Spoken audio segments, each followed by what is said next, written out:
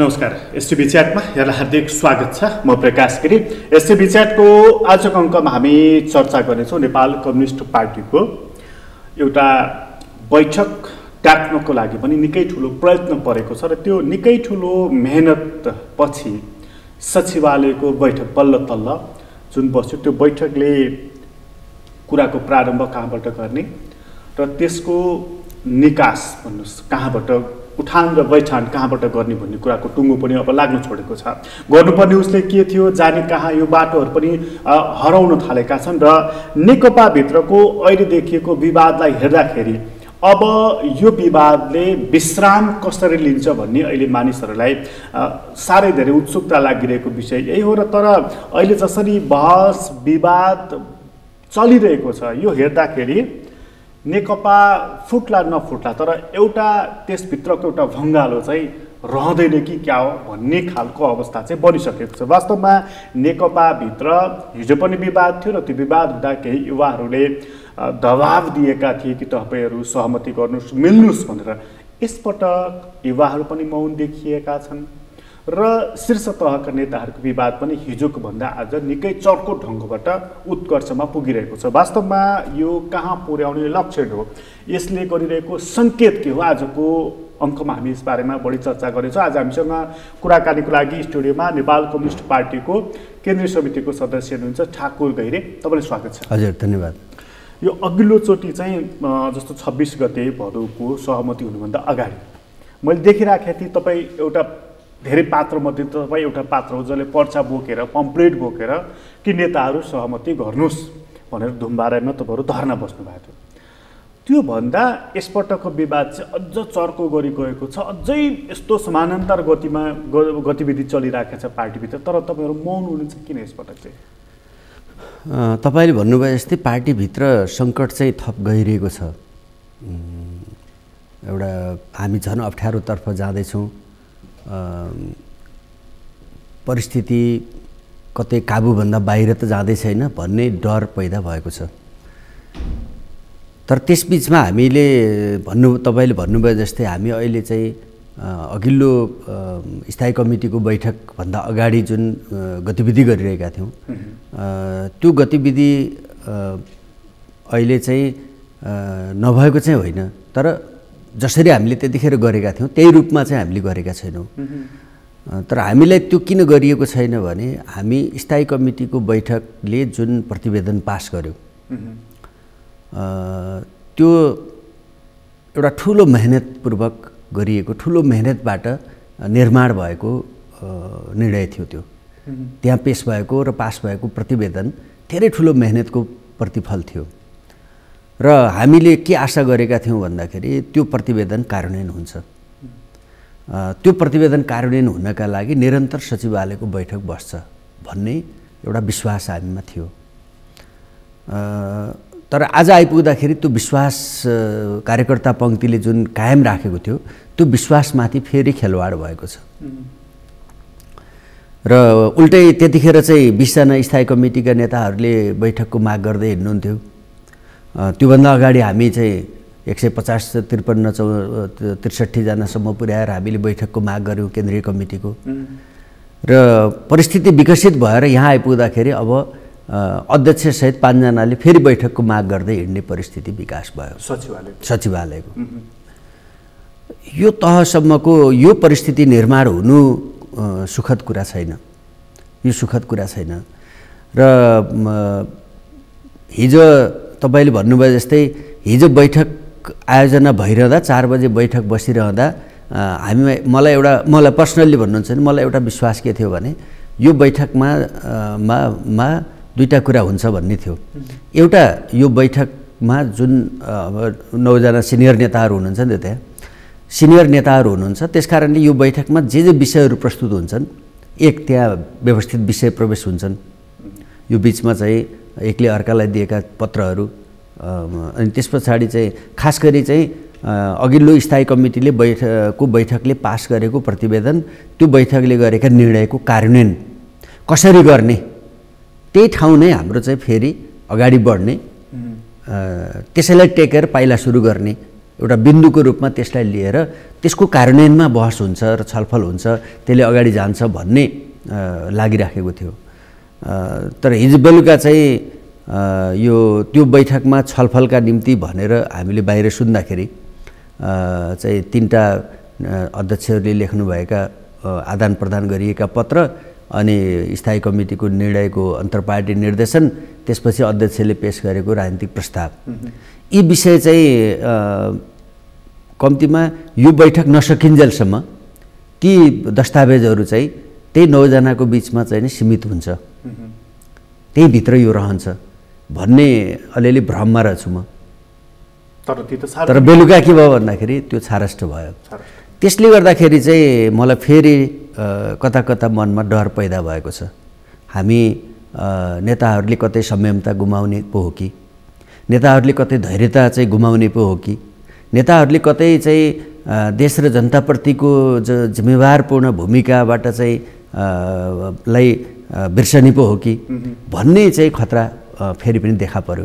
त्यसैले गर्दाखेरि म के चाहन्छु भन्दाखेरि शीर्ष नेताहरूको बिचको छलफलको गोपनीयता कायम रहोस्, यो बैठक चाहिँ धेरै माथिल्लो उचाइमा बसेर छलफल होस् र त्यो छलफलबाट निकालिएका निष्कर्षहरू कार्यान्वयन गर्ने कुरामा सबैको इमान्दार प्रतिबद्धता र इमान्दार पहलकदमी गर्ने त्यो घोषणाका साथ बाहिरिने परिस्थितिको निर्माण होस्। त्यसले मात्रै यो नेकपाको एकतालाई पनि जोगाउँछ र हामी चाहिँ अगाडि पनि जान्छौँ। यसमा चाहिँ एउटा नियतको पनि प्रश्न रहन्छ। जस्तो चाहिँ हिजो पार्टी एकता गर्दाखेरि मलाई लाग्छ तपाईँहरूको तहसम्मलाई पनि जानकारी थिएन कि 2 अध्यक्षहरू मिलिसक्नु भएको थियो, उहाँहरूले सार्वजनिक गर्नुभयो। मिलाउने नियत हुँदाखेरि गोपनीयता त्यति त्यो हदसम्म राख्न सकिँदो रहेछ। हो, सकिन्थ्यो होला, सकिँदो रहेछ नि त। अब आज चाहिँ पार्टीको सचिवालयको बैठकमा एउटा अध्यक्षले दिनुभएको राजनीतिक प्रतिवेदन लगत्तै सार्वजनिक हुन्छ र अर्को अध्यक्षले दिएको टिप्पणीहरू पनि सार्वजनिक हुन्छ। सबै कुरा कुनै पनि केही पनि बाँकी नराखिकन उहाँहरूसँग भित्र बाँकी केही पनि रहेन। यो भनेको मतलब चाहिँ हिजो मिल्नको लागि त्यो हदसम्मको गोपनीयता आज यो जुन सार्वजनिक भइराखेको छ, अब चाहिँ नि कसले कसलाई चाहिँ नि सिद्ध्याउने अथवा कसले यसको आन्तरिक नियत यो छ है भनेर देखाउने भनेको मतलब फुट्नको लागि सबै वातावरण बनाइरहेको जस्तो लागिराखेको छ नि तपाईँलाई? होइन, पार्टीभित्रको आन्तरिक जीवनको एउटा त्यो पनि कम्युनिस्ट पार्टीभित्रको अनुशासनको र मर्यादाको हिसाबले हेर्नुहुन्छ भने अब यो सचिवालयको बैठकमा टिभी लाइभ गरेर बसे केही फरक परेन। अब बाँकी केही पनि रहेन, बाँकी केही रहेन। यस्तो हुनु हुँदैन थियो होइन। त्यसमा तर तपाईँले भन्नु जस्तै यो भनेको चाहिँ लगभग नेकपा फुटिसक्यो, घोषणा मात्रै नभएको हो भन्ने अवस्था हो यो? होइन, फुटिसक्यो जस भनौँ न, ती दस्तावेजहरू त 9 जनालाई नै बाँडेको। अब उस्तै परे थपियो झगडा, अब थपिने खतरा के भयो भन्दाखेरि बैठकमा उस्तै परे चाहिँ यो कसले सार्वजनिक गरेको भन्ने विषयमा झगडा गर्न मिल्ने भयो नि फेरि। त्यही एक्लै अर्कालाई अब 9 जना मध्ये कसले कसलाई विश्वास गर्ने भन्नुहोस् न? कोही एकजनाले त सार्वजनिक गर्यो। त्यसले गर्दाखेरि समस्या त पार्टी एकीकरण भएपछि केन्द्रीय कमिटी बनेर अब जिल्ला र प्रदेश कमिटी बनाउने बेलामै नेकपाभित्र गम्भीर सङ्कट पैदा भएको थियो। त्यतिखेरै नेताहरू विधिबाट अलग थलग विधि पद्धतिको चाहिँ उल्लङ्घन सुरु भएकै थियो। त्यो चाहिँ लिक छोडेर गडाङ र गुडुङ गर्दै बाहिर हिँड्ने प्रवृत्ति त्यहीँबाट सुरु भएको। हामी त्यतिखेर पनि यो एकीकरण कमिटीहरूको प्रदेश कमिटीको गठन, जिल्ला कमिटीको गठन एउटा विधिभित्र मापदण्डभित्र हुनुपर्छ भनेर लामो लडाइँ लड्नु पर्यो। अब त्यसपछि त्यही ट्र्याकमा त्यो विधिअनुसार चल्ने कि नचल्ने भन्ने कोही बहसको निरन्तरताले बाँकी एकीकरणका काम आज पनि जस्ताको तस्तै छन्। एक दोस्रो चाहिँ अहिले चाहिँ कमरेड प्रचण्ड सहित 5 जनाले अर्का अध्यक्ष कमरेड केपी ओलीलाई बुझाउनु भएको पत्र, अनि गएर चाहिँ फेरि सामान्य प्रधानमन्त्रीले उहाँहरूलाई पठाउनु भएको जवाफ, फेरि उहाँहरूले त्यसको गर्नुभएको प्रत्युत्तर, यी दस्तावेजहरू अहिले चाहिँ उहाँहरूको बिचमा बसेर छलफल नगरिकन सार्वजनिक गर्नुपर्ने विषय हुन् र? यदि ती चिजहरू सार्वजनिक गर्नुपर्ने हो, ती चिजहरू चाहिँ नि सब कार्यकर्ता पङ्क्तिले जनताले मिडियामा पढ्न पर्ने पाउने परिस्थिति हो भने त्यो बैठकको औचित्य कहाँनिर बाँकी रहेर? त्यसले गर्दा म फेरि पनि नेताहरूलाई विनम्रतापूर्वक अपिल गर्न चाहन्छु, आग्रह गर्न चाहन्छु, तपाईहरूले गर्नुभएको कन्ट्रिब्युसन, तपाईँहरूले गर्नुभएको लिडरसिप र आजसम्म कम्युनिस्ट पार्टी हुनुको नाताले कम्युनिस्ट पार्टीले अवलम्बन गर्ने सङ्गठनात्मक विधि पद्धति, कम्युनिस्ट पार्टी हुनुको नाताले त्यसले अवलम्बन गर्नुपर्ने न्यूनतम अनुशासन, त्यसको मर्यादा, कम्युनिस्ट पार्टी हुनुको नाताले त्यसको सैद्धान्तिक वैचारिक ओरिएन्टेसनको एउटा न्यूनतम चाहिँ लिक त तोडिदिनु भएन नि। अब यो यति कुरा भनिसकेपछि अब तपाईँ यो पार्टीलाई एक छ चाहिँ कसरी भन्नुहुन्छ?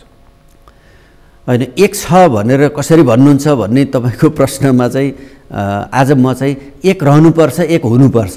त्यसका लागि नेताहरूले र हामी सबैले आज चाहिँ म के आग्रह गर्न चाहन्छु भने कि अब हामी दुईटा काम गरौँ भन्ने मेरो गर्नुपर्दछ।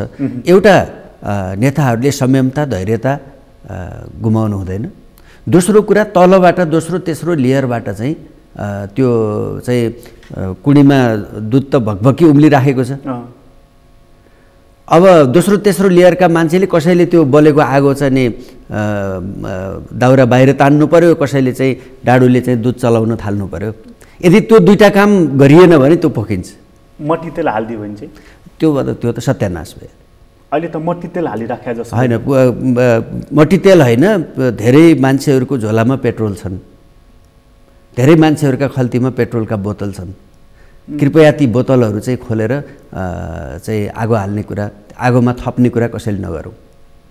के उद्देश्यको साथ त यो पार्टी त एक भयो, कम्युनिस्टहरू एक भयो भने दल ठुलो हुँदा के हुन्छ फाइदा भन्ने कुराको बारेमा यत्रो सार्वजनिक ढङ्गबाट बहस गरि नै राख्नु पर्दैन, हामी सबैलाई थाहै छ। यति कुरा जानकारी हुँदाहुँदै यत्रो मेहनतबाट विपरीत सिद्धान्त, विचार र सङ्गठनको तरिका अपनाएका पार्टीहरू एक ठाउँमा आएको 2 वर्षमै अब फुट्यो, अहिले फुट्यो, भरे फुट्योको अवस्थामा किन त? यसको चाहिँ मलाई लाग्छ यसको मेन कारण भनेको हामी सबैलाई के भयो भन्दाखेरि गणतन्त्र नै हाम्रो अन्तिम लक्ष्य थियो र हामीले सबै कुरा प्राप्त गरिसक्यौँ। अब यसैमा रमाउने हो, यसैमा आफ्नो समृद्धिको ग्यारेन्टी गर्ने हो, आफ्नो पद प्रतिष्ठा सुख शयल चाहिँ जीवनको सम्पूर्ण चाहिँ नि हिजोका कष्टहरू, हिजो दुःख गरेका कुराको क्षतिपूर्ति लिने हो भन्नेतर्फ त्यो मनोविज्ञान हाबी भयो। अर्थात् अर्को हाम्रो राजनीतिक भाषामा भन्नुहुन्छ भने हाम्रो चाहिँ लोकतान्त्रिक गणतन्त्र हामीले जुन व्यवस्था ल्यायौँ, हामीले जुन एउटा जनतालाई देशको मालिक बनायौँ, तर देशमा चाहिँ हिजो हामीले सामन्तवाद अन्त्य गरेको खुसियाली मनाउँदै गर्दाखेरि हामीले चाहिँ हामीभित्र दलाल पुँजीवादले कब्जा गर्दैछ भन्ने कुरालाई हेक्का गरेनौँ। हामी दलाल पुँजीवादी प्रवृत्तिबाट हामी ग्रसित बन्दै गयौँ र हामीले चाहिँ समाजवाद ल्याउन बाँकी छ। त्यो समाजवाद हासिल गर्ने यात्रा हिजो सामन्तवाद अन्त्य गर्ने कुरा जत्तिकै कष्टपूर्ण छ, हिजो निरङ्कुश तन्त्र अन्त्य गर्ने कुरा जत्तिकै कष्टपूर्ण यात्रा गरेर मात्रै समाजवाद हासिल गर्न सकिन्छ भन्ने मान्यतालाई बिर्स्यौँ। हाम्रा मूल्य, मान्यता, जीवनशैली, चालचलन, पार्टी सञ्चालन प्रणाली, पार्टीभित्रको अनुशासन, यो सब कुरालाई हामीले चाहिँ के छ भन्दाखेरि आफ्नो स्वार्थका निम्ति, आफ्नो चाहिँ लाभका निम्ति, आफ्नो वरिपरिका मान्छेहरूको स्वार्थका लागि, आफ्नो वरिपरिका मान्छेको हितका लागि निश्चित चाहिँ के छ भन्दाखेरि त्यो पुँजीवादी प्रणाली, पुँजीवादी मान्यता, पुँजीवादी प्रवृत्ति र त्यसमाथि पनि दलाल पुँजीवादी चरित्र चिन्तन प्रवृत्तिले हामीलाई गाँच्दै लग्यो। अवसरको हिसाबले हेर्नु भनेदेखि त यस्तो अवसर बिरलै प्राप्त हुन्छ नि एउटा पार्टीलाई। इतिहासमा मलाई लाग्छ संसारमा नेपाल यस्तो चाहिँ एउटा बिरलै र एकमात्र घटना होला कि ब्यालेटबाट कम्युनिस्ट पार्टीले स्थानीय तहदेखि केन्द्रसम्म करिब 2/3 मेजोरिटी हासिल गर्ने। मलाई लाग्छ यो परिस्थिति चाहिँ विगतको त कुरै भएन, भविष्यमा चाहिँ फेरि यो परिस्थिति बन्छ कि बन्दैन।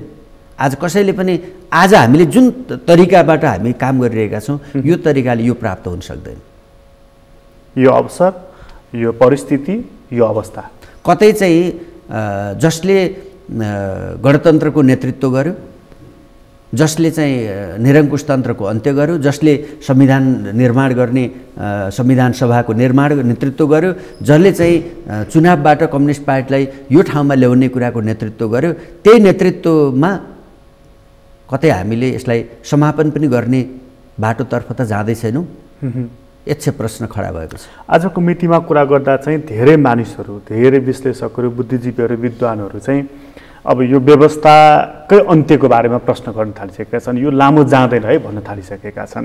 अहिले सरकार चलेको ढङ्ग, यसको सोच र कतिपय महत्त्वपूर्ण मुद्दाहरूमा यो जुन ब्याकट्र्याक गरिरहेको छ, सङ्घीय लोकतान्त्रिक गणतन्त्र नामको सन्दर्भदेखि लिएर अन्य सवालहरूलाई लिएर सरकार सँगसँगै संविधान सँगसँगै यो व्यवस्था पनि छिटै जाँदैछ भन्ने सङ्केत हो यो? होइन, जाँदैछ त म भन्दिनँ आज, होइन, र त्यो छँदा पनि छैन। तर म के भन्छु भन्दाखेरि हामीले चाहिँ आज जे चिज उपलब्धि हासिल गरेका छौँ ती उपलब्धिहरूले खुट्टा टेकिसकेको स्थिति छैन। हामीले संविधान बनायौँ, संविधानले जरा गाडिसकेको छैन। हामीले संहिता ल्यायौँ, त्यसको वास्तविक संहिता के हो र त्यो कसरी कार्यान्वयन हुन्छ भन्ने कुराको प्रत्याभूति भइसकेको छैन, अथवा त्यो चाहिँ त्यसले जरा गाडिसकेको छैन, त्यो कार्यान्वयन भइसकेको छैन। एक, संविधान कार्यान्वयन भएको छैन, हुने प्रक्रियामा छ।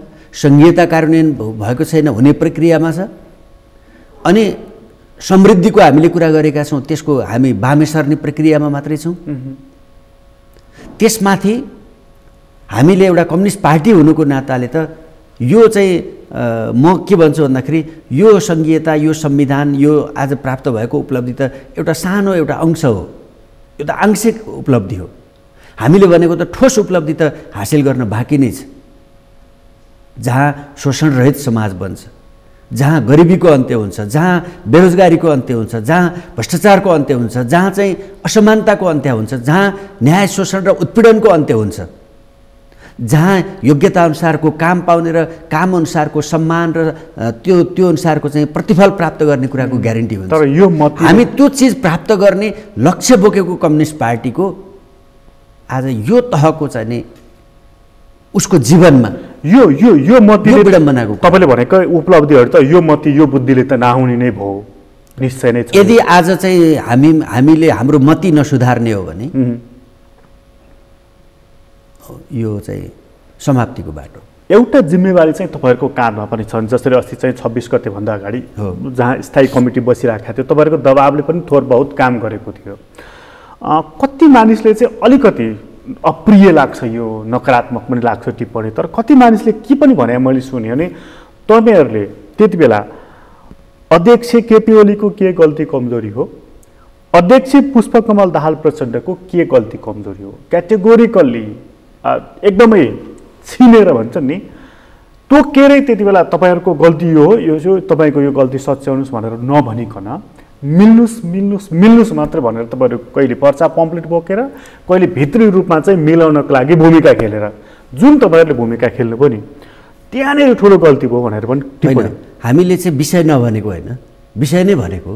त्यो गरिरहँदाखेरि हामीले विषय नभनेका थिएनौँ, विषय भनेका थियौँ, कमी कमजोरी भनेका थियौँ। त्यो कमी कमजोरी हामीले के भनेका थियौँ भन्दाखेरि चाहिँ नम्बर 1 विधानअनुसार बैठक बस्नुहोस्,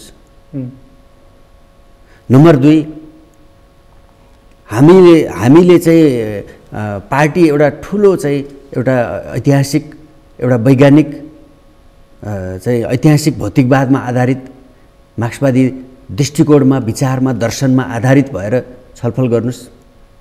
नम्बर 3 पार्टी कार्यकर्ताको मूल्याङ्कन, कार्यविभाजन, बाँडफाँड, जिम्मेवारीको आदान प्रदान, त्यसलाई एउटा विधिभित्र, मापदण्डभित्र गर्नुहोस्। हिजो चाहिँ एमाले भित्रको, पूर्व एमाले भित्रको 9औं महाधिवेशनको गुटको आँखाबाट अथवा त्यो त्यतिखेरको चुनावको प्रतिस्पर्धाको आँखाबाट मान्छेहरूप्रति गरिने व्यवहार बन्द गर्नुहोस्। हिजो पूर्व माओवादीभित्र व्यक्तिका आधारमा चाहिँ नि सम्बन्ध गर्ने, व्यक्तिका आधारमा चाहिँ नि विभिन्न चाहिँ शक्ति केन्द्रहरू बढ्ने र तिनको बिचमा चाहिँ नि निषेधको राजनीतिको परिस्थिति अन्त्य गर्नुहोस्। हाम्रो चाहिँ लक्ष्य उद्देश्य हासिल गर्ने कुरा बाँकी छ। त्यो लक्ष्य हासिल गर्ने दिशातर्फ पार्टीलाई नेतृत्व गर्नुस्, पार्टीलाई चाहिँ विधानको विधिको भन्दा दायाँ बायाँ चाहिँ नगर्नुस्। पार्टी व्यक्ति प्रधान हुन सक्दैन, यसलाई विधि प्रधान बनाउनुस्, यसलाई विचार प्रधान बनाउनुस्। र जे पार्टीभित्र नेताहरूको बिचमा जे कारणले अविश्वास पैदा भएको छ, जे कारणले चाहिँ असहमति पैदा भएको छ, जे कारणले चाहिँ नियमित छलफल संवादको चाहिँ सँगै बसेर छलफल गर्न नसक्ने, आफ्ना मान्छे बसेर चाहिँ छलफल गर्ने जे परिस्थिति छ, यसको अन्त्य गर्नुस् र यी सबै कुरालाई चाहिँ बैठकभित्र केन्द्रीकृत गर्नुस्, बहस गर्नुस्, छलफल गर्नुस्, एउटा निष्कर्ष निकाल्नुस् र त्यसलाई सबैले कार्यान्वयन गर्नुस् भनेर हामीले भनेको हो। एउटा अहिले तपाईँले त्यो भनिरहँदा मेरो दिमागमा आइरहेको छ कि अहिले चाहिँ हिजोको सचिवालयमा पुग्दाखेरि अध्यक्ष सहित 5 जनाले लेख्नुभएको पत्र, त्यसपछि अर्को सामान्य प्रधानमन्त्रीले लेख्नुभएको पत्र, त्यसपछि फेरि त्यसको जवाफमा चाहिँ नि अर्का अध्यक्ष प्रचण्डले लेख्नुभएको पत्र, अनि त्यस पछाडि चाहिँ बैठकमा अध्यक्षले राख्नुभएको राजनीतिक प्रस्ताव, अनि गएर अघिल्लो स्थायी कमिटीले गरेको निर्णयको अन्तर्पार्टी निर्देशन, यो 5वटा दस्तावेजलाई तपाईँले एक ठाउँमा राखेर हेर्नुभयो भने त्यहाँ चाहिँ त्यो अघि मैले भनेका सबै चिजको चाहिँ नि कटाक्षदेखि लिएर, आरोपदेखि लिएर, प्रत्यारोपदेखि लिएर, भन्न पर्ने भन्न नपर्नेदेखि लिएर अब भन्नु सबै कुरा त्यहाँ छन्। अब भन्नु नपर्ने कुरा कतिसम्म भनिसक्यो? अब चाहिँ मेरो आग्रह के छ भन्दाखेरि फलानाको कारणले पार्टी चाहिँ नि खतम भयो भन्ने तहसम्म पुगिसकेपछि अब मैले तपाईसँग दुईटा कुरा गरेँ, मैले गर्छु। अब बाँकी के रह्यो भने अब दुईटा कुरा गर्न खोजेको कुरा के थियो मेरो भन्दाखेरि यो चाहिँ पार्टी एकीकरणदेखि यहाँसम्म आइपुग्दाखेरि भएका सबै चिजहरू, एक बैठक आयोजना भयो सचिवालयको, दोस्रो ती बैठकमा ती सबै विषयहरू प्रवेश गरे। अब मेरो चाहना आग्रह के थियो भन्दाखेरि त्यहाँ प्रवेश गरेका ती विषयहरू चाहिँ आजै हामीले पढ्न पाउने परिस्थिति नबने हुन्थ्यो भन्ने थियो, त्यो बन्यो, यो गलत भयो। भए पनि अब चाहिँ ती विषयहरूलाई जुन 3 गतेबाट बैठक बस्ने भनिएको छ, 3 गतेदेखि नेताहरू एउटा चाहिँ क्लोज क्याम्पमा जानुस्, बैठकभित्र पसेर 2 दिन 3 दिन 4 दिन यी विषयमा खल्साखल्सी छिनोफानो एउटा चाहिँ बडो एउटा गरेर बाहिर के भन्ने, कम्तीमा बाहिर के भन्ने के नभन्ने भनेको मन माझेर एउटा त मन माझ्ने, दोस्रो कम्तीमा अहिले चाहिँ अस्तिको स्थायी कमिटीको निर्णय कार्यान्वयन गर्ने, तेस्रो अबदेखि चाहिँ कम्तीमा यो सचिवालय स्तरमा एउटा अनुशासन कायम राख्नु। यो चाहिँ तपाईँले भनेको चाहिँ कुन अभिप्रायका साथ भन्दाखेरि पार्टी एकता होस्, सरकारले राम्रोसँग काम गरोस् र एउटा कम्युनिस्ट पार्टीको जुन अवसर प्राप्त छ यसको इज्जत सम्मान ओज पनि राखोस् भन्ने अभिप्रायको साथ अभिप्राय हो। र यसमा चाहिँ के छ भने सरकार र पार्टीको बिचमा अहिलेसम्म यो 2 वर्षको बिचमा पार्टीमा रहेको नेतृत्वले सरकारसँग, सरकारमा रहेको नेतृत्वले पार्टीसँग जुन एउटा असहयोगको अथवा चाहिँ अप्ठ्यारो पारेको भन्ने जुन महसुसी हामीले व्यक्त अव्यक्त देख्छौँ, त्यो चाहिँ मैले भन्ने गरेको छु। हामीले सानो सानोमा गीत गाउँदाखेरि चाहिँ खोलापारी निर्माया वारी मरुनी भने जस्तो परिस्थितिको अन्त्य गर्नु पर्यो। तपाईँले यो भनिराख्नु भएको चाहिँ यो एकता होस्, सुदृढ होस्, सबल होस् भन्ने अभिप्रायले अहिले जुन तपाईँले भन्यो, म चाहन्छु पार्टी एकता अझ बलियो होस् भनेर। हुनैपर्छ, पार्टी एकता हुनैपर्छ। तर अहिलेको गतिविधिले के देखाइराखेको छ भन्दाखेरि प्रधानमन्त्री तथा अध्यक्ष केपी ओली एउटा के मुडमा देखिनुहुन्छ, मेरो गलत पनि हुनसक्छ मूल्याङ्कन या विश्लेषण, कि प्रचण्डजीको समूहलाई त्यहाँबाट चाहिँ नि निस्कने वातावरण बनाउने किसिमको भूमिका खेलिरहेको जस्तो देखिन्छ नि। होइन, त्यसमा त सबै चाहिँ जो कसैले गरेको भए पनि एकले अर्कालाई निषेधको राजनीति पार्टीभित्र कसैले पनि गर्नु हुँदैन। किन मैले त्यसो भनेको भने उहाँले माधव कुमार नेपाल लगायतको नेताहरूसँग संवाद गरिराख्नु भएको छ, वामदेव गौतमलाई राष्ट्रपति स्वयंले संवाद गरिराख्नु भएको छ। यो चिजले के देखाइराखेको छ भने पूर्व एमालेहरूलाई फकाएर मनाएर अथवा चाहिँ नि महाधिवेशनको आश देखाएर पनि भनौँ न, अझ कति बेला तिमी अध्यक्ष तिमी उपाध्यक्ष भन्ने पदहरूको अहिले नै बाँडेको आश्वासन दिएका कुराहरू पनि आइ नै राखेका छन्। भनेको चाहिँ पूर्व एमालेलाई गोलबद्ध गर्ने, पूर्व माओवादी समूहको नेतृत्व गर्ने प्रचण्डजीलाई चाहिँ निकाल्ने यो रणनीतिले काम गरिराखेको छ अहिले नेकपामा। तर म आजसम्म आइपुग्दाखेरि एउटा कुरा चाहिँ तपाईँले भनेको प्रसङ्गलाई म के भन्छु भन्दाखेरि एउटा सकारात्मक कुरा म देखिरहेको छु। त्यो सकारात्मक कुरा के भन्दाखेरि आजसम्म नेताहरूले भनौँ न नेकपाभित्रका 3टा पोलको कुरा गर्ने हो भने 3टा 4वटा पोल, त्यसलाई विभिन्न हिसाबले भन्न सकिएला। आजसम्म चाहिँ 3टा पोलमध्ये कुनै 2 मिलेर एकलाई ठिक पार्ने भन्ने विगतमा यो 2 वर्षभित्र हामीले जे अभ्यास देख्यौँ, अब आज आइपुग्दाखेरि चाहिँ अब त्यो चरण हामीले पार गऱ्यौँ जस्तो लाग्छ मलाई। तर हिजो केपी ओली र प्रचण्डजी मिलिराख्नु भएको थियो, माधव नेपाल अलिकति बहिष्करणमा पर्नु भएको थियो। अहिले माधव नेपाल र प्रचण्ड मिलिराख्नु भएको छ, केपी ओली चाहिँ नि त्यसै कारण त उहाँ त बरु एक्सन लिनुहुन्छ भने म ठुलो एक्सन लिन्छु, बहुमतको कुरा मलाई नदेखाउनुहोस्। उहाँ पटक पटक 50 चोटि उहाँले भनिसक्नु भएको छ र सङ्खुवा सभा पुगेर दुवै पद म छाड्दिनँ भनिराख्नु भएको छ। हिजोको कुरा आइराखेको छ कि प्रचण्डजीले राजीनामा माग्नुभयो, दुवै पद छाड्दिनँ भनेर उहाँले भन्नै परेन, किनभने अस्ति स्थायी कमिटीको बैठकले प्रधानमन्त्री र अध्यक्ष केपी शर्मा ओली रहने भनेर त निर्णय नै गरेछ त 26 गते हैन। त्यो त फेरि आज आएर त्यो किन भन्नु पर्यो र? त्यो अनुसार काम गर्नु पर्यो। त्यो उहाँले भन्नुको मतलब चाहिँ पार्टीभित्र कसैले उहाँको राजीनामा मागेछ, जस्तो हिजोकै सचिवालयमा पनि प्रचण्डले राजीनामा माग्नु भन्ने आइरहेको छ नि हैन। त्यसमा त त्यही भएर जेठ 26 गते मैले सुरुमा भनेको थिएँ नि, आज हामीले यो पार्टी एकता कायम राख्नको लागि, यसलाई चाहिँ निरन्तर अगाडि बढाउनको लागि भनेपछि प्रधानमन्त्रीलाई यो भएछ कि मलाई चाहिँ यिनीहरू मिल्छन्, माधव प्रचण्ड मिलिराखेका छन्, वामदेव पनि मिलिराखेका छन्, मलाई हटाउँछन् बहुमतको बलमा भन्ने उहाँलाई त्यो भएरहेछ। अब त्यो त उहाँले किन भन्नुभयो त्यसको चाहिँ कारण आजसम्म मैले चाहिँ भेटाएको छैन, किनभने बारम्बार उहाँले दुईचोटि भन्नुभयो होइन।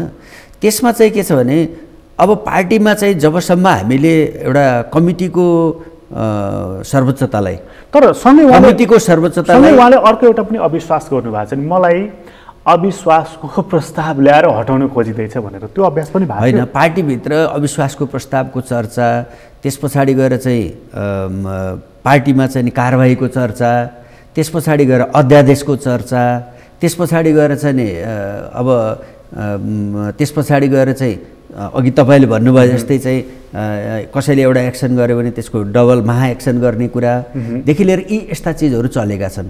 यी यस्ता चिजहरू किन चलिरहेका छन् तपाईँलाई के लाग्यो? त्यसको कारण भनेको, त्यसको मूल कुरा भनेको हामीले चाहिँ नियमित बैठक गरेनौँ, नियमित छलफल गरेनौँ। बैठकबाट हामीले चाहिँ एकै सेकेन्ड रोकेँ मैले तपाईँले महत्त्वपूर्ण कुरा गर्दै हुनुहुन्छ, तर त्यो एकले अर्को पक्षलाई जुन कुरा भनिरहेको छ नि यो अविश्वासकै एउटा कडी हो भन्ने लाग्छ मलाई। तर एउटा त्यो हो, अर्को कारण यो पनि हुनसक्छ नि त, एउटा पक्षले अर्को पक्षलाई थ्रेट गर्ने, थर्काउने होइन। त्यसमा चाहिँ के थियो होला जस्तो लाग्छ भन्दाखेरि हिजो चाहिँ नेताहरूलाई के भयो भने बहु केन्द्र छन्, त्यस कारणले चाहिँ कुनै एजेन्डामा कुनै केन्द्रलाई चाहिँ साथमा लिएर अनि चाहिँ मेरो चाहिँ हालिमुहाली म यथावत राख्न सक्छु भन्ने सायद थियो होला, अथवा चाहिँ नि विधि विधान पद्धति प्रणाली सिद्धान्त विचारभन्दा हामी ठुला भयौँ भन्ने थियो होला। मैले जे भन्छु त्यही कानुन हो, मैले जे भन्छु त्यही नीति हो भन्ने पर्यो कि त्यो कति बेला पलाउँछ? म के भन्छु भन्दा लाचार भएर निरीह भएपछि त्यो कुराहरू पलाउँछ। त्यो कुरा चाहिँ त्यो मान्छेलाई त्यो त विभिन्न परिस्थितिले निर्माण गर्ने हो। अहिले नेकपाभित्रको परिस्थितिले चाहिँ नै प्रधानमन्त्रीलाई चाहिँ म आई एम द स्टेट, अरू चाहिँ नथिङ, यिनीहरू चाहिँ प्रजा हुन् भन्ने परिराखेको छ होइन। त्यसमा चाहिँ व्यक्ति विशेषमा म जान्न होइन, तर हाम्रो पार्टीभित्र देखा परेको एउटा डरलाग्दो प्रवृत्ति हो।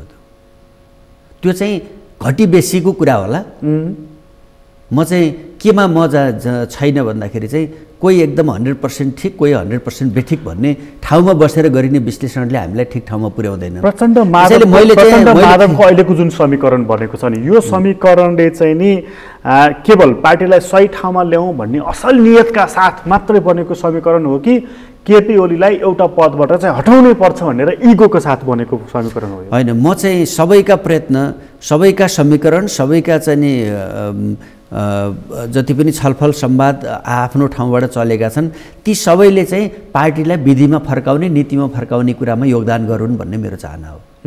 तर अहिलेको परिस्थितिले र अहिलेको काम गराएको ढङ्गले न यताको गुटको समीकरण हटिरहेको छ, न यतातर्फको गुटले के भन्दैछ कि प्रधानमन्त्रीले जुम मिटिङ गरेर बडा संवेदनशील र कडा कुरा गर्नुभयो, तपाईँ किन यस्तो बोल्नुभयो भनेर यो समूह भन्दैछ।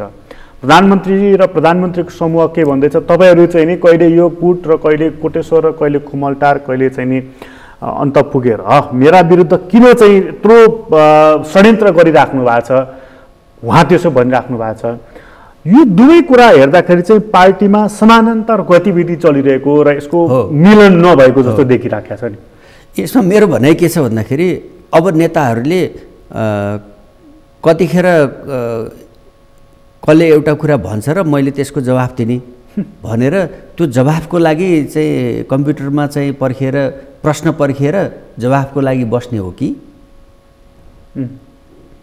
उदयदेखि अस्ताएसम्म कतिखेर प्रश्न आउँछ र मैले जवाफ दिने भनेर रेडी पोजिसनमा बस्ने हो कि हामीले चाहिँ कम्युनिस्ट पार्टीको हिसाबले हामीले चाहिँ प्राप्त गर्ने लक्ष्य, हामीले प्राप्त गर्नुपर्ने उद्देश्य हासिल गर्नको लागि आज हामीले गर्नुपर्ने काम के हो भनेर त्यसमा बहस गर्ने भन्नेमा अब हामी कता जाने? म के अनुरोध गर्न चाहन्छु, म के चाहन्छु भन्दाखेरि चाहिँ यो सवाल जवाफ बन्द गरौँ। एउटा सवाल चाहिँ प्रधानमन्त्रीको तर्फबाट अथवा एउटा प्रस्तावै भनौँ राम्रो आएको जस्तो लाग्यो नि। जस्तो चाहिँ उहाँले प्रचण्डजीसँग बालुवाटारमा भेट्दाखेरि जुन कुरा प्रचण्डकै मुखबाट बाहिर आयो कि प्रधानमन्त्रीले अब हामी सहजताको साथ मिल्न सक्दैनौँ भनेदेखि मधुर वातावरणमै छुटाउनु त त्यसो भएदेखि यो प्रस्ताव नराम्रो हो र? अब त्यो उहाँले भन्नु हो कि भन्नु भएन उहाँहरूले जान्ने कुरा भयो। तर हामीले छुट्ने कुरा, अलग अलग हुने कुरा, वा चाहिँ नि राम्रो अलग हुने कुरा त जति राम्रो भने पनि राम्रो हुँदैन नि, जति प्रिय ढङ्गले गरौँ भने पनि त्यो प्रिय हुँदैन नि। किनभने यो त यत्रो मोमेन्टलाई चाहिँ नि यहाँसम्म लिएर आएर बिचमा चाहिँ नि असरल छोडेर हिँड्ने कुरा चाहिँ अगाडि जतिसुकै चाहिँ तपाईँको अगाडि जतिसुकै मिष्ठान्न भोजन खानेकुरा बनाएर राखे पनि तपाईँको मनमा चाहिँ नि त्यो त दसैँको खसी जस्तो हो। तपाईँको मनमा चाहिँ नि भतभती आगो बोलिराखेको छ भने त्यो परिकारले चाहिँ तपाईँलाई के दिन्छ र?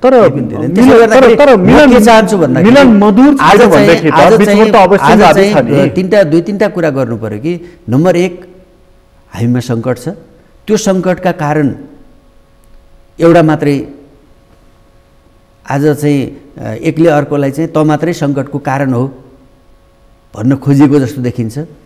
त्यो कुरा बन्द गर्नु पर्यो कि त्यसमा केही न केही कसैका कमी बेसी 19, 20, 18, 20, 15, 20 अब यो मूल्याङ्कनको कुरा हो।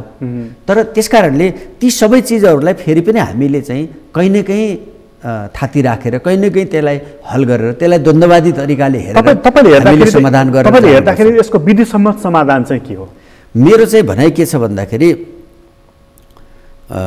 फेरि पनि हामी सबैले चाहिँ हामीले मुलुकलाई बनाउन खोजेको, निर्माण गर्न खोजेको, हासिल गरेको चिजको यात्रा लामो छ भन्ने कुरा हेक्का राख्नु पर्यो। भनेको तपाईँको आशय मैले यस्तो बुझेँ कि अरू कुरा यस्तै उस्तै छन्, सँगै बसेपछि लात्ती लाग्छ तर पार्टी चाहिँ नफुटोस् भन्ने तपाईँको भित्री चाहना चाहिँ त्यो समस्या चाहिँ थाती राखेर समस्यालाई चाहिँ यथावत राखेर होइन, समस्यालाई समाधान गरेर अगाडि बढ्नु पर्यो।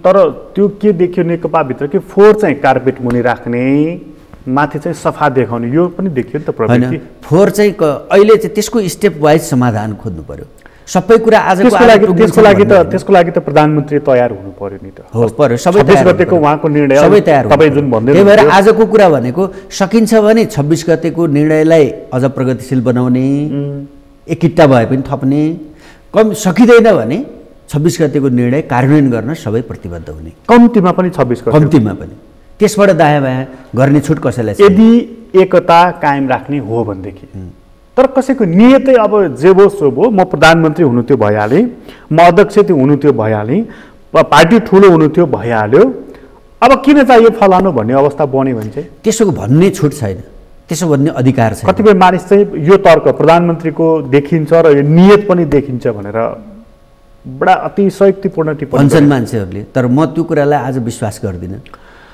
प्रचण्डजीमा चाहिँ त्यो हुटुटी छ, प्रधानमन्त्री नभइ नहुने, बस्नै नसक्ने। होइन, प्रधानमन्त्री भइ त सक्नु भएको छ दुईचोटि, अनि उहाँले किन थाहा नपाएको कुरा के होला र? उहाँले पटक पटक चाहिँ प्रधानमन्त्रीकै कुर्सीमाथि किन दागा धर्नु पर्यो फेरि? होइन, पदको कुरा त्यही भएर हामीले भनिरहेछौँ नि, नेताहरूले फेरि एकचोटि त्याग गर्नु पर्यो। पदको कि देशको लागि, जनताको लागि। त्यति त्याग दिएको भए त लफडै हुन्थेन नि? त्याग्नु पर्यो नि। अनि हामीले विगतमा यस्तो कुरा त्याग गऱ्यौँ, अब त्यसो हो भनेदेखि तपाईँहरूकोमा आयो त्यसपछि अब जिम्मेवारी। अब बुढाहरू लडिरहने होइन, बुढाहरू लडिरहने, तपाईँहरू चाहिँ नि याचना के गरिराख्ने, यता किनारामा बसेर तिमीहरूले पार्टी सिद्ध्याउने भयो, तिमीहरूले देश सिद्ध्याउने भयो, हाम्रो सपना सिद्ध्याउने भयो, हाम्रो उपलब्धि सिद्ध्याउने भयो भनेर तपाईँहरू भनिराख्ने मधुरो स्वरमा छेउमा बसेर। त्यसो गर्दा त न तपाईँहरूको पार्टी रहने भयो, न सरकारले काम गर्न सक्ने भयो। हुँदाहुँदा व्यवस्थामाथि पनि प्रश्न उठ्यो। तपाईँहरूले चाहिँ नि भोलि राजनीति गर्ने ठाउँ कहाँ रहन्छ त्यसो गर्दा? होइन, राजनीति त भोलि तपाईँहरूको हातमा पर्दाखेरि पनि त तपाईँको एउटा सग्लो सिङ्गो पार्टी पर्ने कि एउटा कुँडा कर्कट भन्ने महत्त्वपूर्ण प्रश्न। पार्टीमा पार्टीका सङ्गठित सदस्यहरूको, पार्टीका शुभचिन्तकहरूको, पार्टीका कार्यकर्ता पङ्क्तिको एउटा जबरजस्त खबरदारी, जबरजस्त चाहिँ नि एउटा दबाब नहुन्थ्यो भनेदेखि त आजसम्म के भइसक्थ्यो? यो अहिले यति रोकिएको पनि के भइसक्यो? दबाबकै कारणले हो रोकिएको पनि। त्यसमा ठुलो त्यसको कारण छ। त्यसैले गर्दाखेरि नत्र उहाँहरू लज्जा भएर हिँडिसक्नुहुन्छ। त्यो कुरा चाहिँ आज पनि कायम छ। त्यो देशभरिका पार्टी पङ्क्तिको, शुभचिन्तकको, नेता कार्यकर्ताको खबरदारी, दबाब आज पनि कायम छ। र त्यस कारणले म आज पनि विश्वासका साथ भन्छु, आज पार्टी फुट्दैन, फुट्न दिँदैन। एक। दोस्रो, यो कम्युनिस्ट पार्टी भनेको चाहिँ नि कुनै एउटा चाहिँ नि एउटा कमजोर नेपालको चाहिँ नि कम्युनिस्ट पार्टी यो तहमा पुग्नको लागि धेरै ठुलो चाहिँ सङ्घर्ष छ। त्यसले गर्दाखेरि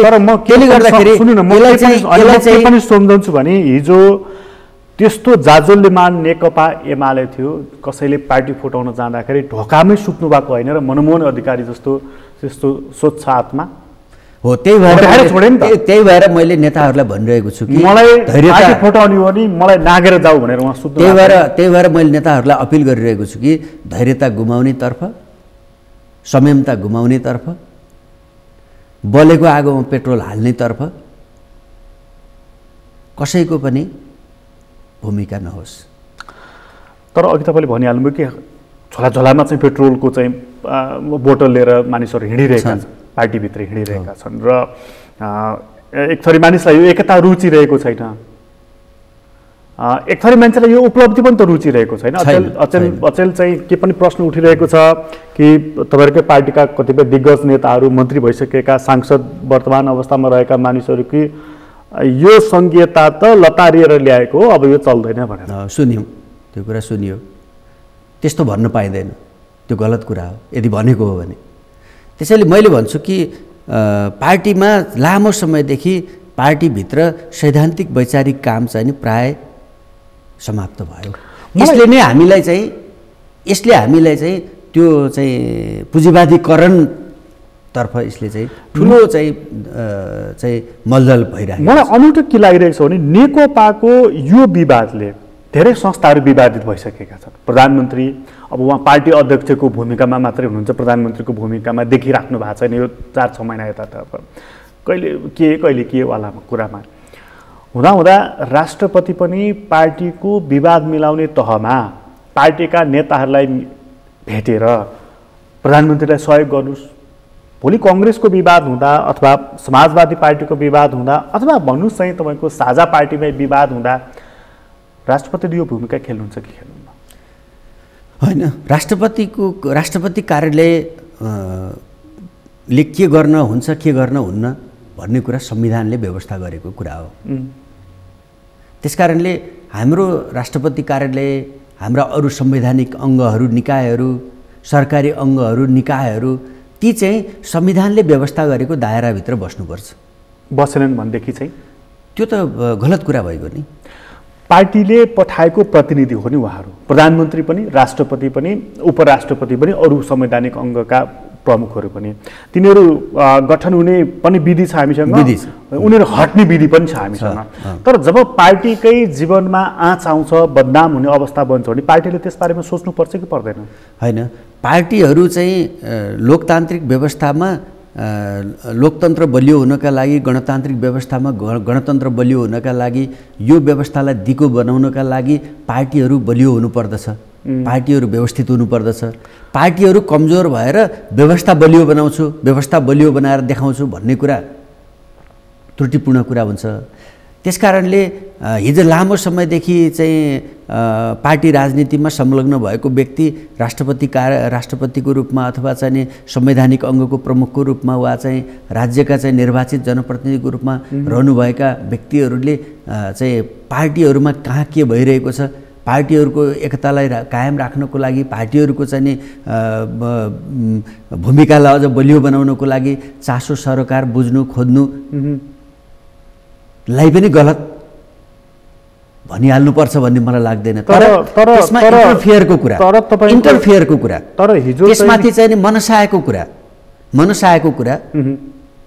र त्यसमा के छ भने संविधानको दायरा चाहिँ कहीँ पनि तलमाथि नहुने कुराको सुनिश्चितता। तर हिजो चाहिँ संविधान अन्तर्गत रहेको राजाले अलिकति नियुक्तिमा, अलिकति अन्य कुराहरूमा चाहिँ यसो हात लम्काउँदाखेरि आँखा नचम्काई बक्सेस महाराज भनेर भाषण गरे होइन? हो नि, त्यो त्यही आज शीतल निवास लागू हुन्छ। त्यही भएर मैले भने कि राष्ट्रपति कार्यालय चाहिँ संविधानको दायराभन्दा तलमाथि हुन मिल्दैन।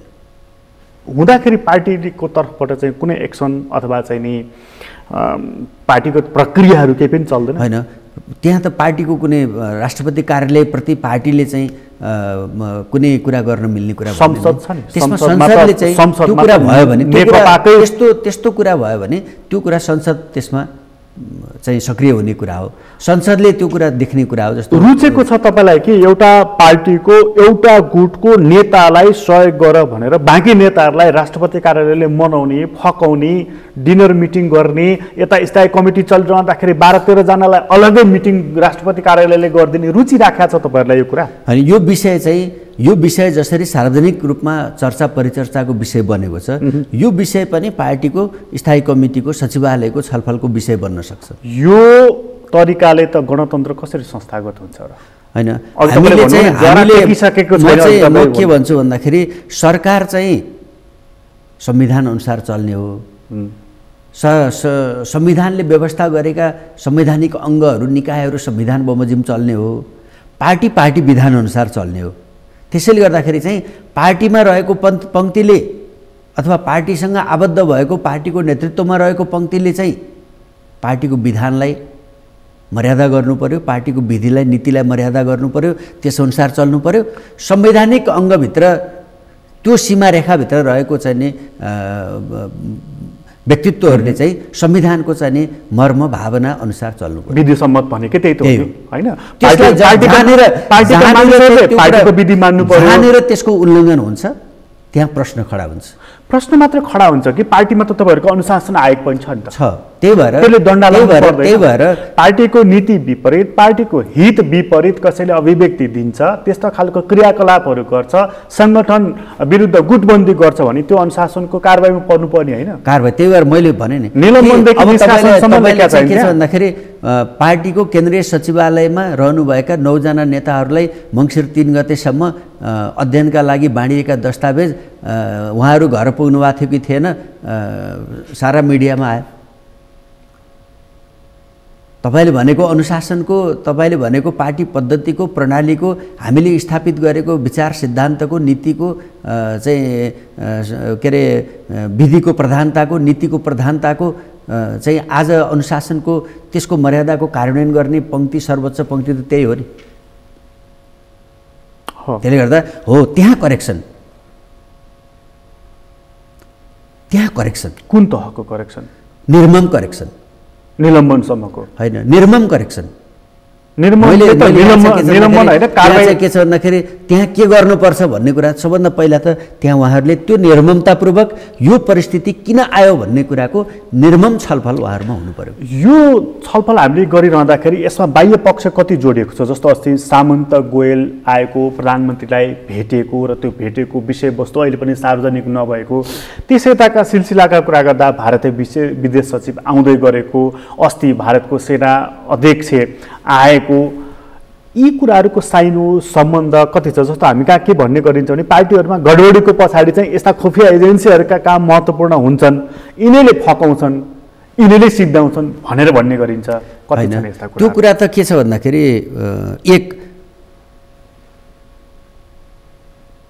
को छिमेकी देशको को व्यक्ति आउँदा हामी चाहिँ को एयरपोर्टमा लिन जाने, कसले चाहिँ नि वार्ता गर्ने, कसले छलफल गर्ने, कोसँग बस्दाखेरि को बस्न मिल्ने, को बस्न नमिल्ने, त्यसको त संवैधानिक व्यवस्था छ नि त हामीसँग।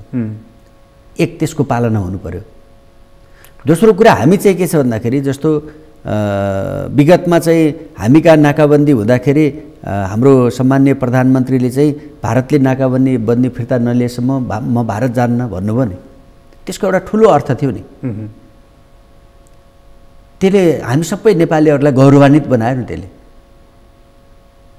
आज रको चिफलाई 3 घण्टा भेट्दाखेरि पनि हामी उत्तिकै गौरवान्वित छौं कि आज त्यसबाट देश गौरवान्वित भइरहेको छ कि छैन, समाजले त्यसलाई कसरी हेरिरहेको छ, देशले कसरी हेरिरहेको छ, कार्यकर्ता पङ्क्तिले कसरी हेरिरहेको छ भन्ने कुरा चाहिँ नेतृत्वले ध्यान दिनु पर्यो। के त प्रधानमन्त्री भारतसँग सम्बन्ध विस्तारको लागि, सुधारको लागि भनौँ अझ यी खालका गतिविधिहरू अथवा यी खालका च्यानलहरू प्रयोग गरिराख्नु भएको होइन? त्यसमा चाहिँ हामीले म के भन्छु भन्दाखेरि हामीले कालापानी, लिम्पियाधुरा, लिपुलेक फिर्ता ल्याउनु छ, एक।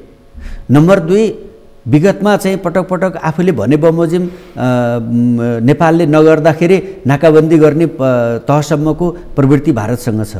नम्बर 3, हाम्रो सीमाका मेचीदेखि महाकालीसम्म सीमा क्षेत्रको समस्या यथावत छ। नम्बर 4, हामीले 1950 को असमान सन्धि खारेज गर्नु छ र त्यसलाई सच्याउनु छ।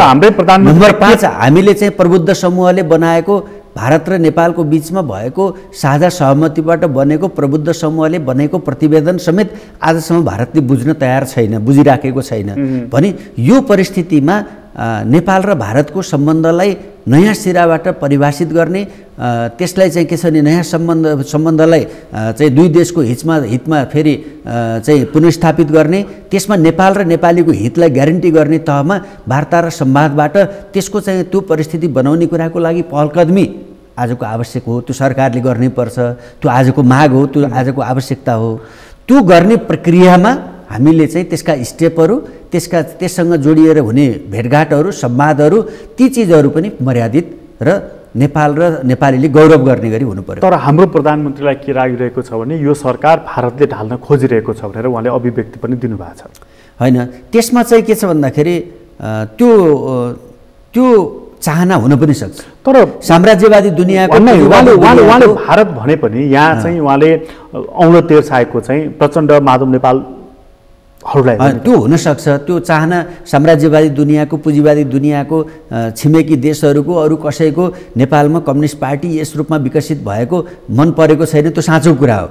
नेपालमा चाहिँ कम्युनिस्ट पार्टीको यो तहको चाहिँ विकास उनीहरूका लागि आँखाको कसिङ्गर जस्तो भएको छ, त्यो साँचो कुरा हो। तर आज नेकपालाई म प्रधानमन्त्रीले भने जस्तो प्रचण्ड माधव नेपाल चाहिँ भारतकै इसारामा सरकार ढाल्न लागिराख्नु भएको छ। आज चाहिँ नेकपालाई चाहिँ नेकपासँग जुन सामर्थ्य छ, हामीसँग जुन शक्ति छ, हामीलाई जनताको जुन तहको विश्वास छ, यो तहको चाहिँ नि शक्तिले चाहिँ कसैलाई दोष देखाएर उम्किने छुट आज हामीलाई छ भन्ने मलाई लाग्दैन। प्रधानमन्त्रीको खुट्टा अल्झाइराखेको छ यो समूहले भन्ने छ होइन? त्यो चाहिँ छ भने त्यो त त्यसैका लागि हामीले भनेका छौँ कि तपाईँले भन्नुभएको, तपाईँले अनुभूति गरेको व्यक्त अव्यक्त हिसाबले जे छ त्यो कुरा चाहिँ कमिटीमा छलफल गरेर यदि त्यस्तो छ भनेदेखि त त्यो त चाहिँ नि त्यो त कमिटीको विषय बन्नु पर्यो, कमिटीमा कारबाहीको विषय बन्नु पर्यो। प्रचण्ड माधव समूहको चाहिँ नि जसरी हुन्छ प्रधानमन्त्रीलाई असफल बनाउने, काम गर्न नदिने, रोकिराख्ने यो रणनीति हो होइन?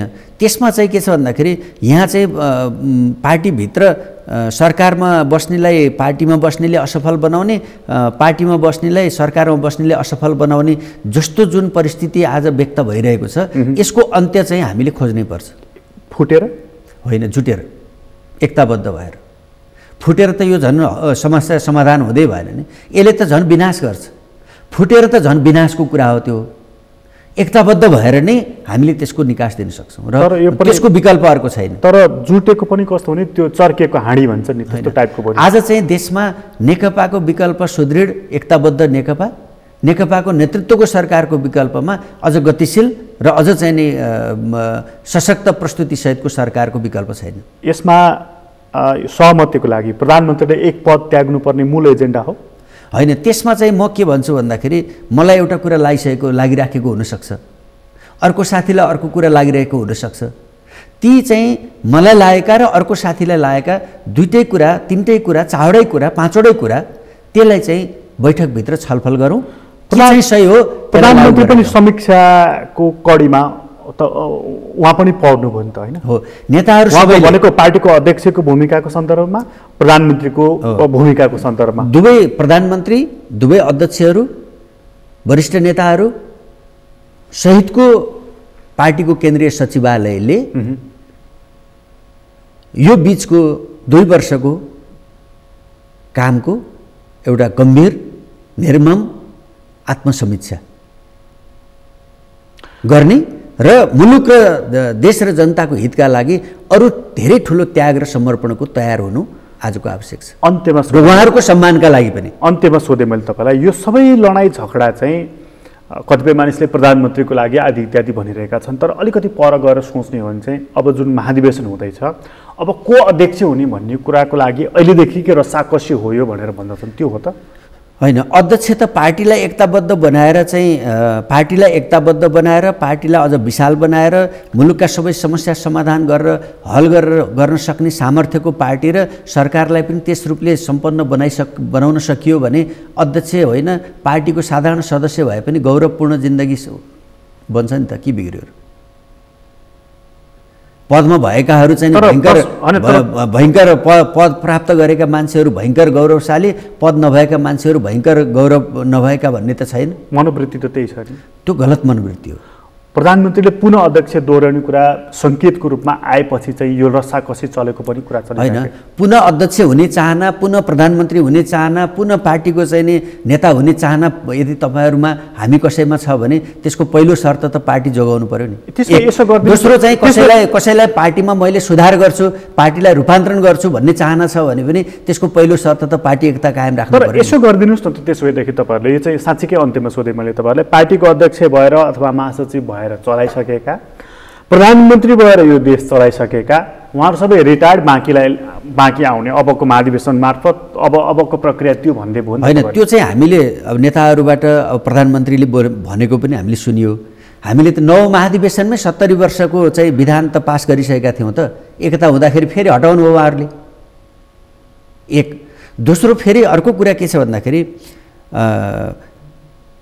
हामी चाहिँ यो पुरानो नेतृत्व तहमा रहनुभएको प्रधानमन्त्री, पार्टी अध्यक्ष भइरहेको नेताहरूले सबै हट्ने, सबै चाहिँ रहने अथवा को हट्ने को रहने भन्ने विषय भन्दा पनि उहाँहरूले हामीले नेतृत्व गरेर प्राप्त गरेको यो उपलब्धिलाई अझ बलियो, अझ स्पातिलो बनाएर हामीले चाहिँ छोडेर जाने हो कि यसमा चाहिँ पत्रु बनाउने हो, यसलाई चाहिँ आगो लगाएर खरानी छोडेर जाने हो? सोच्नु पर्यो। तपाईँलाई धेरै धेरै धन्यवाद। हस्, धन्यवाद। आदरणीय दर्शक, तपाईँलाई पनि धन्यवाद। आज हामीले कुराकानी गऱ्यौँ नेपाल कम्युनिस्ट पार्टीका नेता ठाकुर गैरीसँग। उहाँसँगको कुराकानी अहिलेलाई यति नै। एसटिभी च्याटबाट म प्रकाश गिरीलाई बिदा दिनुहोस्। सगरमाथा टेलिभिजन हेर्दै गर्नुहोला।